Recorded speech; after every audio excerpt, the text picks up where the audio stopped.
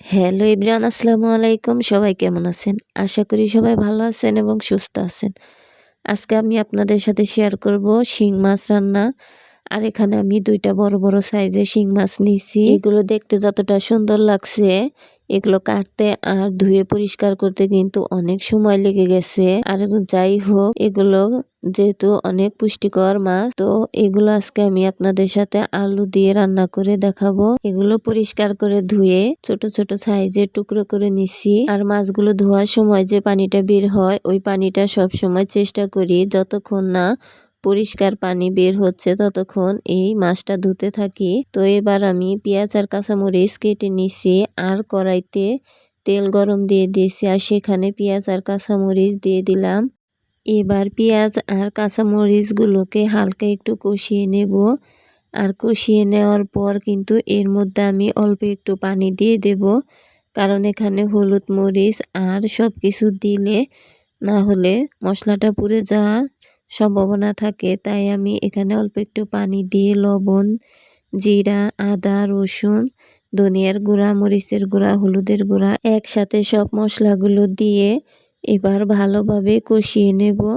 কষিয়ে নেওয়ার পর দিয়ে দেব শিং মাছগুলো। আর এই শিং মাছগুলো দিয়ে এখন ভালোভাবে নাড়াচাড়া করে দেব। আর সাথে দেওয়ার জন্য গোল গোল সাইজ করে কয়েকটা আলু কেটে রাখছিলাম আর দিয়ে দিলাম ওই আলুগুলো। এই আলুগুলো দিয়ে এখন কিন্তু আমি ঢাকনা দিয়ে ঢেকে দেব। আর কিছু সময় মাছগুলো ভালোভাবে কষানো হবে।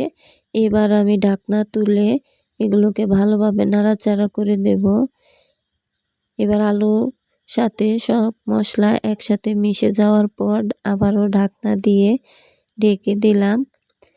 এবার আমার কষানোটা প্রায় শেষ। তো এবার দিয়ে দেব পরিমাণ মতো পানি। পানিগুলা দিয়ে একটু নাড়াচাড়া করে ঢাকনা দিয়ে ঢেকে কিছু সময় রান্না করব। আর কিছু সময় রান্না করার পরে হয়ে গেছে আমার এই শিং মাছ রান্না। আর শিং মাছ এভাবে রান্না করলে কিন্তু অনেক ভালো লাগে। এবার দিয়ে দিলাম কয়েকটা ধনিয়ার পাতা। আর ধনিয়ার পাতাটা দিলে এর স্বাদ আর ঘ্রাণটা কিন্তু অনেক ভালো হয়। আর আমি কিন্তু সবসময় মাটির চুলায় রান্না করি।